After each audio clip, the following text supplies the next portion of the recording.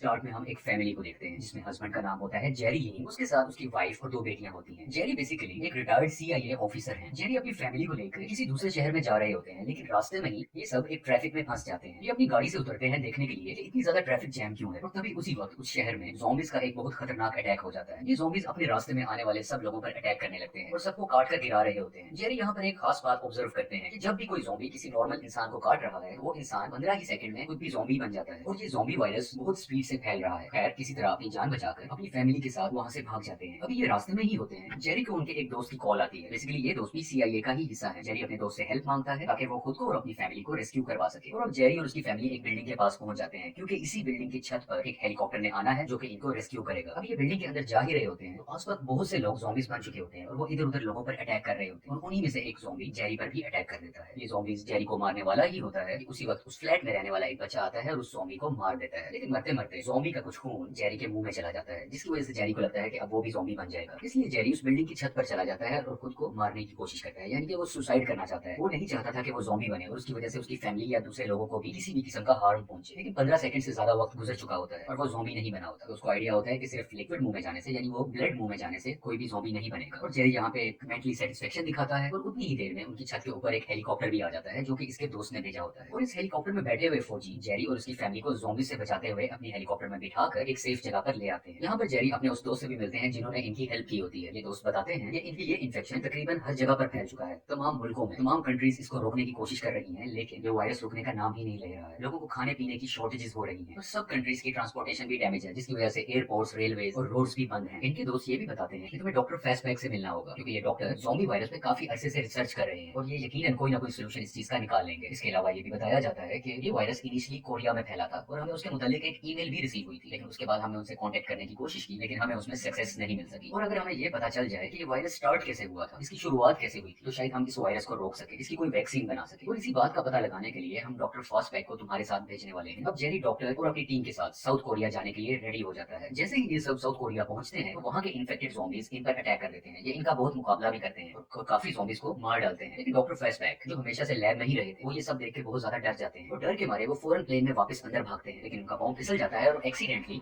वहाँ पर मौजूद गन से एक फायर होता है और उसी फायर से एक्सीडेंटली इनकी डेथ हो जाती है। अब डॉक्टर तो मर चुके हैं, लेकिन जेरी अपनी बची कुछ टीम के साथ साउथ कोरिया के एक हेल्थ सेंटर में पहुंचते हैं, जहाँ से बेसिकली ये केस पहली दफा फैला था, यानी कि जहाँ से ज़ॉम्बी वायरस स्टार्ट हुआ था। वहाँ पर एक ऑफिसर जेरी को बताते हैं कि ये जो लाश तुम देख रहे हो, ये जो डेड बॉडी तुम्हारे सामने है, ये इस ज़ॉम्बी वायरस का सबसे पहला विक्टिम था। जेरी उस ऑफिसर से पूछते हैं कि इस आदमी को किस चीज ने काटा था जिसकी वजह से ये पहली बार ज़ॉम्बी बना, लेकिन वो ऑफिसर इसके बारे में कुछ ज्यादा इन्फॉर्मेशन नहीं रखते थे। अभी ये सब यहाँ से जाने ही लगते हैं तो वहाँ पर जेल में बैठा हुआ एक कैदी इन सब की अटेंशन अपनी तरफ करता है और इन सबको इन होने वाले इंसिडेंट्स के मुतालिक बहुत सी बातें बताने लगता है, जैसे कि इसराइल अपने मुल्क के चारों तरफ एक बहुत बड़ी दीवार खड़ी कर रहा है, क्योंकि इसराइल पहले से जानता था कि ये अटैक होने वाला है। उसको ये खबर पहले से ही थी और इस सब के पीछे इसराइल की इन्वॉल्वमेंट हो सकती है। इसके अलावा तुम्हें और भी जवाब चाहिए तो तुम इसराइल के शहर जेरूसलम में जाकर एक आदमी से मिलो, वो तुम्हारे सारे कॉन्सेप्ट क्लियर कर देगा, तुम्हारे सारे क्वेश्चंस के आंसर दे देगा। अब जेरी जेरूसलम पहुंच जाते हैं और उस आदमी से मिलते हैं, लेकिन वो आदमी जेरी को कोई क्लियर आंसर नहीं देता और इनकी बातों के दरमियान वहाँ के कुछ लोकल लोग अपने एक फेस्टिवल एंजॉय कर रहे होते हैं, जिसमें वो गाना गा रहे होते हैं, शोर शराबा कर रहे होते हैं। जेरी उन सबको रोकने की कोशिश करता है, क्योंकि वो जानता था कि जहाँ पर शोर होता है ज़ॉम्बीज़ उस तरफ अट्रैक्ट होते हैं, उस तरफ आने लग जाते हैं। लेकिन बहुत ज्यादा लोग थे तो इसकी बात पर कोई इंपॉर्टेंस नहीं देता और उसी वक्त बहुत से ज़ॉम्बीज़ उस दीवार की तरफ बढ़ने लग जाते हैं और आहिस्ता आहिस्ता वो दीवार को फैलाने लगते हैं। अभी तक तो इसराइल उस दीवार की वजह से सेफ था, लेकिन अब वो ज़ॉम्बीज़ उस दीवार के अंदर आ जाते हैं और लोगों पर अटैक करना शुरू कर देते हैं